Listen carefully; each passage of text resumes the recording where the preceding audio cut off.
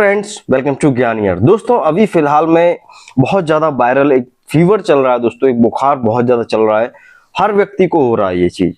बदलते हुए मौसम की वजह से आपको ऐसा लगेगा कि आपको डेंगू हो चुका है, आपको ऐसा लगेगा कि भाई आपको चिकनगुनिया हो चुका है।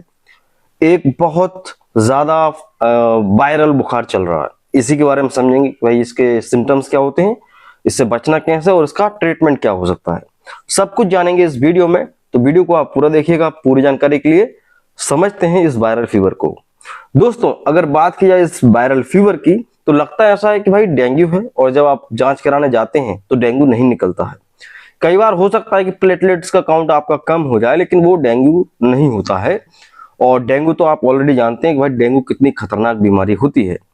यहाँ पे दोस्तों हो ये रहा है कि जो बुखार है उसमें आपको इतना तेज दर्द होता है हाथ पैरों में कि जैसे कि अपन कहते हैं डेंगू को बोन ब्रेकिंग फीवर ना, ब्रेकिंग बोन फीवर बोलते हैं, मतलब कि हड्डी तोड़, कमर तोड़ बुखार हो रहा है आजकल।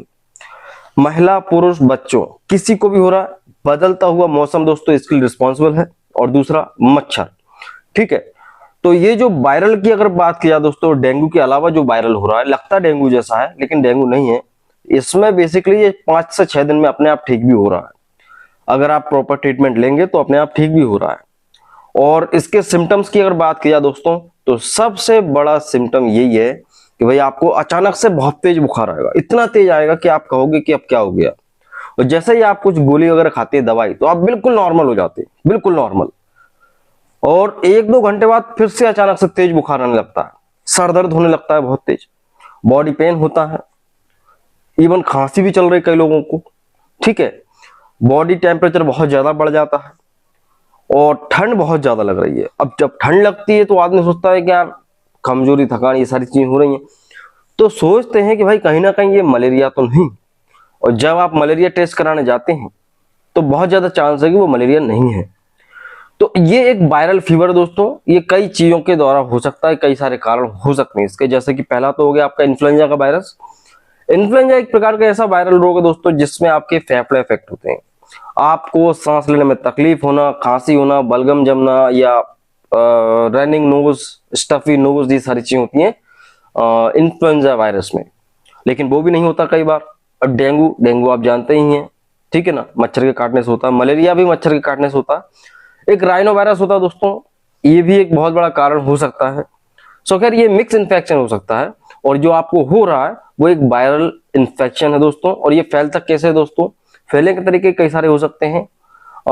जरूरी नहीं कि आपको मच्छर काटे, मच्छर काटेगा तो फिर वो डेंगू या मलेरिया की उसमें आ जाएगा, ठीक है ना। लेकिन जब ये हो रहा है तो कैसा फैल रहा है? जब डेंगू भी नहीं है, मलेरिया भी नहीं, तो हो कैसे रहा है? देखिए, संक्रमित पानी, ठीक है ना, कंटेमिनेटेड वाटर आपने पी लिया कहीं से, या सेक्स रिलेशनशिप, ऐसे व्यक्ति के साथ आपने सेक्सुअल रिलेशन बना लिया जिसको ये बीमारी थी, जिसको ये वायरल इन्फेक्शन था।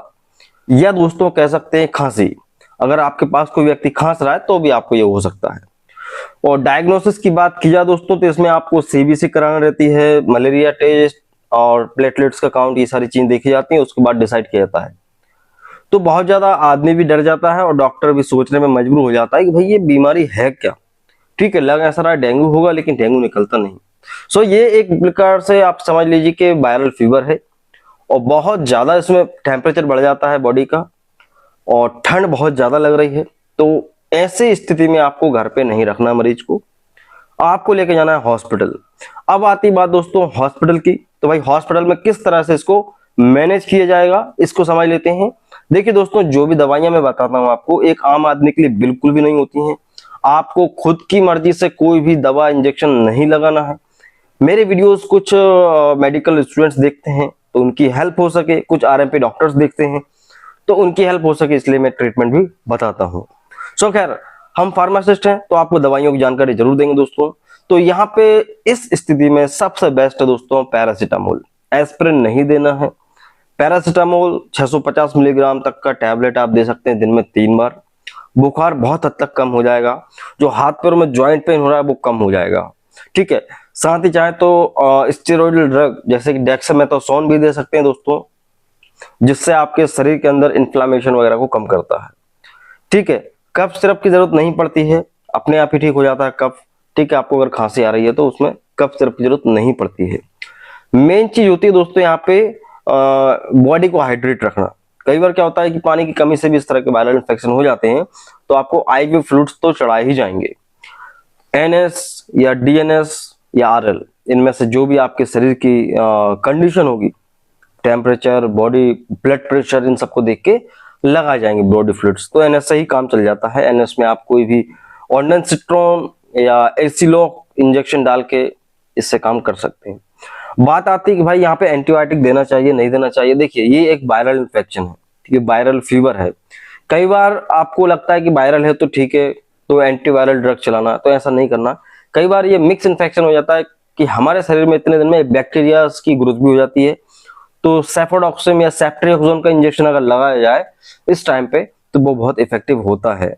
तो सेफ्ट्रियाक्सोन इंजेक्शन भी लगाया जा सकता है IV फ्लूइड्स के अंदर मिक्स करके, ठीक है, तो बहुत अच्छे रिजल्ट्स मिलते हैं। और यहाँ पे बताना चाहूंगा कि और ज्यादा सेफ्टी पर्पस के लिए, आगे ना हो, प्रिवेंट करने के लिए चाहे तो अल्फा बीटा आर्थिटर लगा सकते हैं। हर दिन एक इंजेक्शन लगता है दोस्तों इंट्रामस्कुलर, तो वो लगा सकते हैं आप अल्फा बीटा आर्थिटर, जो कि मलेरिया का इंजेक्शन है दोस्तों, इंट्रामस्कुलर लगता है। 3 लगना है, 3 दिन कंटिन्यू। तो जो भी ट्रीटमेंट आपको देना है पेशेंट को, डिपेंड करता है कि उसको ठंड वगैरह तो नहीं लग रही है, वो तो सेफ्टी पर्पस के लिए आपको अल्फा बीटा लगाना है, नहीं तो उसकी जरूरत भी नहीं पड़ेगी। 3 दिन के अंदर अंदर व्यक्ति ठीक हो जाएगा। और अगर आप डॉक्टर के पास नहीं भी जा पा रहे हैं तो आप घर पर ही रहकर पैरासीटामोल खाते हैं। तो बस आपको इतना ध्यान रखना है कि आपके शरीर में प्लेटलेट्स का काउंट कम ना हो और मलेरिया पॉजिटिव ना आए, ठीक है, तो आप घर पर भी ठीक हो सकते हैं। अदरवाइज आपको डॉक्टर को तो दिखाना ही चाहिए, ठीक है। तो ये है दोस्तों आजकल चलने वाला वायरल फीवर। मैंने पूरी कोशिश की दोस्तों बहुत आसानी से आपको इसके बारे में बताने की, और आप लोग वीडियोस देखते हैं, पसंद भी करते हैं, लेकिन सब्सक्राइब नहीं करते। तो मैं रिक्वेस्ट करूंगा दोस्तों, please do subscribe our channel.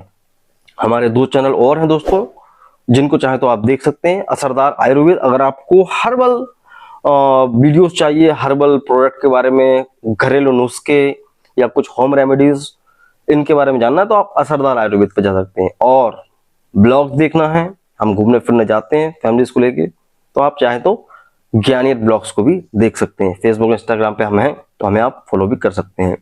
सो आज के लिए सिर्फ इतना ही दोस्तों। आशा करता हूं आपको वीडियो पसंद आया होगा।